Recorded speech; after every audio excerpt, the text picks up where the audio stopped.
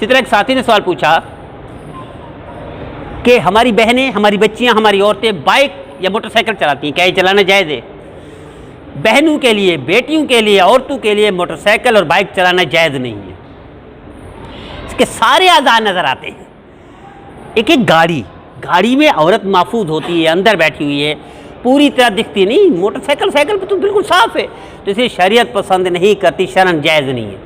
अलबत्ता जिन बहनों की मजबूरी है, घर में कोई है नहीं, घर में कोई नहीं है और वो मजबूरी से बाइक चलाती है, फ़र्ज़ करें तो उन्हें तौबा करनी चाहिए, अल्लाह माफ़ कर दे, तेरा ही जुर्म है। हुकूकुल्लाह में से है, हुकूकुल इबाद में तो है नहीं। तो जो जुर्म ज़्यादा वज़नी होते हैं वो हुकूकुल इबाद में से हो, जो हुकूकुल्लाह के हो तो इतना वज़नी नहीं जितना हुकूकुल इबाद में। ज़्यादा जो पकड़ है आखिरत की वो हुकूकुल इबाद में है।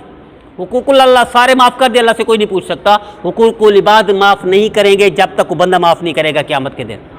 इसलिए अल्लाह फरमाते हैं यौम यफ़िरुल मरउ मिन अख़ीहि व उम्मिहि व अबीहि व साहिबतिहि व बनीहि लिकुल्लि इम्रिइन मिनहुम यौमइज़िन शान। कोई किसी के काम नहीं आएगा, माफ़ भी नहीं करेगा क़यामत के दिन। दुनिया में माफ़ करा लेना चाहिए। तो बाइक और मोटरसाइकिल चलाना हमारी बहनों के लिए कतन जायज़ नहीं है। सहाबियात या अज़वाज मुतहरात ने गाड़ियाँ नहीं चलाई, सवारी की है, ऊँटों पर सवारी की है, लेकिन वो उसको हदीस में कहते होदज, वो था जिसको आजकल कजावा कहते हैं। वो कजावा होता था। सैयदा फ़ातिमा रज़ियल्लाहु अन्हा तशरीफ़ फरमाई, सैयदा खदीजा रज़ियल्लाहु अन्हा तशरीफ़ फरमाई, सैयदा आयशा सिद्दीक़ा रज़ियल्लाहु अन्हा, सैयदा उम्मे सलमा, सैयदा सफ़िया, अज़वाज मुतहरात भी हैं, सहाबियात भी हैं। तो वो कजावे में होती थी। अब कजावे में ये पर्दा होता है जो आमतौर पर किसी ने देखा हो तो पता हो, मैंने देखा है, तो वो दिखती नहीं है। सवारी तो की है, दिखती नहीं है औरत, और मोटरसाइकिल पर साइकिल पर तो दिखती हैं, इसलिए शरन जायज़ नहीं है। लेकिन अगर मजबूरी है तो तौबा कर ले, अल्लाह से माफ़ी मांग ले। अल्लाह कोई घर का बंदा नहीं है, भाई नहीं है, बेटा नहीं है, शोहर नहीं है, कोई भी नहीं है। अब कोई ड्यूटी करनी है या कहीं जाना है या शॉपिंग करनी, मिसाल दे रहा हूँ, तो अल्लाह माफ़ कर दे, है गलती, है नाफरमानी, लेकिन मैं तौबा करती हूँ, अल्लाह मुझे माफ़ फरमा दे, वगैरह वगैरह, जायज़ नहीं है शरन। अब इसी तरह एक साथी ने सवाल पूछा, ये हमारी बहनें कार सीखती हैं और ड्राइविंग वालों से सीखती हैं, गैर मर्द साथ बैठे, क्या जायज़ है? कतन जायज़ नहीं। कार की गुंजाइश है चलाने की, लेकिन गैर मर्द से सीखने की गुंजाइश नहीं है। गैर मर्द तो हरम में जायज़ नहीं है उसके साथ रहना, हज के सफ़र गैर मर्द के साथ जायज़ नहीं।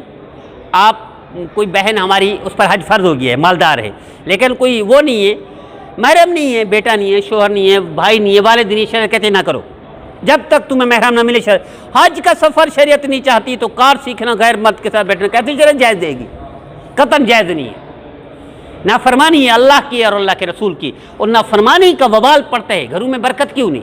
हमारी बहनें क्यों बीमार रहती हैं? क्यों बरकत नहीं? क्यों पुरसकून नहीं है? क्यों परेशान हैं? क्यों वबाल है, मुसीबतें हैं, बीमारी से बीमारी, दुख से दुख, एक दुख ख़त्म नहीं होता दूसरे शुरू हो जाते हैं। वो अल्लाह अल्लाह के रसूल की नाफरमानी कर रही होती है किसी न किसी दर्जे में। तो कार सीखना हो, मजबूरी में सीखनी है, तो बेटे को कहें वो सिखाए, शोहर को कहें वो सिखाए, भाई को कहें वो सिखाएं, वालिद को कहें वो सिखाए, नाना को कहें, दादा को कहें। गैर मर्द के साथ बैठकर सीखना शरीयत कोई पसंद नहीं करती। नाफरमानी अल्लाह की, अल्लाह के रसूल की, यह हराम है, और हराम दर्जे में जो काम करेगा उसकी वबाल पड़ेगी, नहुसत पड़ेगी। इसी तरह फिर साथी ने पूछा कार चलाना, कि कार चला सकती है। देखिए, मोटरसाइकिल और बाइक में ज़मीन आसमान का फ़र्क है। कार में बेहतर तो वो भी नहीं है, लेकिन उसकी गुंजाइश है, इसलिए औरत अंदर है, महफूज है, उसको देखते नहीं। इब्न क़य्यम रहमतुल्लाह अलैह ने किताब लिखी, उसमें लिखा है कि, बल्कि हदीस में है, कई हदीसें, कि जब औरत बाहर निकलते शैतान तवज्जो दिलाता है। इसलिए हुज़ूर ने फरमाया जो औरत खुशबू लगाकर बाहर जाए तो लानत भेजते हैं फरिश्ते, अल्लाह की भी लानत बरस रही होती है। इसलिए मेरे नबी ने फरमाया औरत चले तो किनारे किनारे से चले, रोड के दरमियान में ना चले, रास्ते के दरमियान में ना चले, किनारे किनारे में चले, और इसके साथ हो पूरी तरह, यानी शरीयत की पाबंदी करते हुए पूरी तरह इसमें हो, पर्दे में हो, तब इजाज़त है, वगरना नहीं। तो इब्न क़य्यम रहमतुल्लाह ने लिखा है कि जब औरत बाहर निकलती है ना तो शैतान दिखाता है, और ख़ास ख़ास जगहों को दिखाता है, शैतान बार बार तवज्जो दिलाता है। इसलिए मेरे नबी ने फरमाया कि औरत पर्दा करे, मर्द नज़रों को नीचा करे। औरत को पर्दे का हुक्म है, मर्दों को नज़र के झुकाने का हुक्म है। हाँ, गलती से नज़र पड़ गई तो फौरी हटा दे, ये माफ़ है, लेकिन कोई देखता रहे तो ये ऐसे है जैसे मेरे नबी ने फरमाया आँखों का ज़िना है। कुछ ज़िना करे, अल्लाह उसे छोड़ दे, ये मुमकिन नहीं है जब तक तौबा ना करे। और हमारे माशरे में तो रात दिन यही है। तो इसका वबाल, इसकी मुसीबतें, इसकी परेशानियाँ, इसलिए अल्लाह ने फरमाया ज़हर अल फसाद फिल बर्र वल बहर बिमा कसबत ऐदिन नास। ये आँखों का ज़िना करेंगे और नुकसान ना हो घर में, मुमकिन नहीं। आँखों का ज़िना करेंगे, परेशानी ना आए, मुमकिन नहीं है। आँखों का ज़िना करेंगे, मुसीबत ना आए, मुमकिन नहीं है। आँखों का ज़िना करेंगे, तकलीफ़ ना पहुँचे, मुमकिन नहीं है। अल्लाह के रसूल की नाफरमानी सस्ती नहीं है, महंगी कीमत अदा करनी पड़ती है। वो हम कर रहे हैं लेकिन हमें पता कोई नहीं, हमें खबर कोई नहीं। मेरे दोस्त से मैंने शायद पहले भी सुनाया था, रियाज से एक बड़ा होलसेलर डीलर है चावल का। उसने कहा मुझे शरारत सूझी, पाकिस्तान की तरह हाई क्वालिटी की चावल में थोड़ा मिक्स कर दिया, मन 2 मन, 40 मन में 2 मन मिक्स कर दिए, 2 नंबर चावल घटिया, तो पता ही नहीं चलता। पत्थर मिक्स करते हैं, पत्थर बदबख्त पाकिस्तान में पत्थर पीस देते हैं, आटे का वजन बढ़ जाता है। 40 मन गंदों में 1 मन पत्थर मिक्स कर देते, 40 के मन वो है चावल है, 1 मन छोटा पत्थर चुनते हैं, उसमें मिक्स कर देते। 2.5 रुपए का मन पत्थर, वो भी 600 रुपये मन में चला गया। अब मिसाल दे रहा हूँ, अब ये कर रहे पाकिस्तान में। तो दोस्त ने कहा कि मुझे भी ये शरारत सूझी। मैंने कहा पाकिस्तान के लोग एकदम मालदार बन जाते हैं, मैं भी ऐसा करता हूँ। एक दफ़ा रियाज से मैं जा रहा था, मक्का मुकरमा चावल देने जा रहा था, गाड़ी उलट गई। फिर दूसरी मरतबा जा रहा था, वो भी इसी वो एक्सीडेंट हुआ, मेरी टांग टूट गई। तीसरी मरतबा कह लेंगे मैं किसी के पास गया कि मेरा नुकसान हो रहा है, अल्लाह वाले के पास गया वहाँ सऊदी अरब में। तो उसने कहा मियाँ कोई 2 नंबरी तो नहीं कर रहे हो? तो अब इसको माथा ठंका, कंप्यूटर में बात आ गई, 2 नंबरी तो कर रहा हूँ। तो उसने कहा देखो तुम्हें अलार्म दे रहे हैं अल्लाह। तो पहली दफ़ा गाड़ी गलती हो गई, थोड़ा नुकसान हुआ। दूसरी मरतबा टांग टूटी, ये भी कम नुकसान है। तीसरी मरतबा तो तुम्हारे टुकड़े टुकड़े हो जाएंगे अगर 2 नंबरी नहीं छोड़ोगे तो। अल्लाह पकड़ता है, इबरत का निशान बना देते हैं। गुजरांवाले की तरफ एक साहब थे, इसलिए आप में से कोई भी नहीं जानता, गुजरांवाला इलाका नहीं है, वो तो पूरी डिवीजन है, उसके साथ एक इलाका है। एक पत्ती का काम करता था बुजुर्ग, सफ़े अव्वल का नवाजी।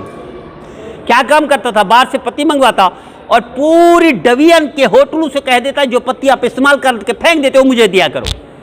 मसलन ये 1 मन लेता था 10,000 का, और वो 1 मन आता था मसलन कई लाख का। अब इस्तेमाल की हुई पत्ती 50 मन में 1 मन ये भी इस्तेमाल मिक्स करके पूड़ियाँ बना के बेच देता था। कारोबार करते करते करते करोड़ों पर पहुंच गया, करोड़ों का हो गया। एक बेटा था करोड़पति हो गया, बंगला आ गया, गाड़ी आ गई, प्लाट आ गए, वगैरह आ गए। एक ही 20 साल ये कारोबारी बन गया करोड़पति।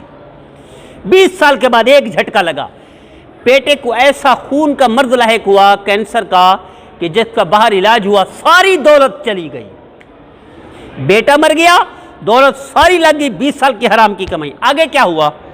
आगे इसको खुद अटैक हुआ, एक साइड पूरी मफलूज हो गई, यहां तक कि गंदगी में मुलव्वस भीख मांगते मांगते मरा है ये शख्स। अल्लाह छोड़ता नहीं है, हम नादान हैं, हम नादान हैं, हमें पता कोई नहीं चलता कि 2 नंबरी करते तो अल्लाह पकड़ता है, इबरत का निशान बना देता है, लेकिन हमें समझ नहीं आती।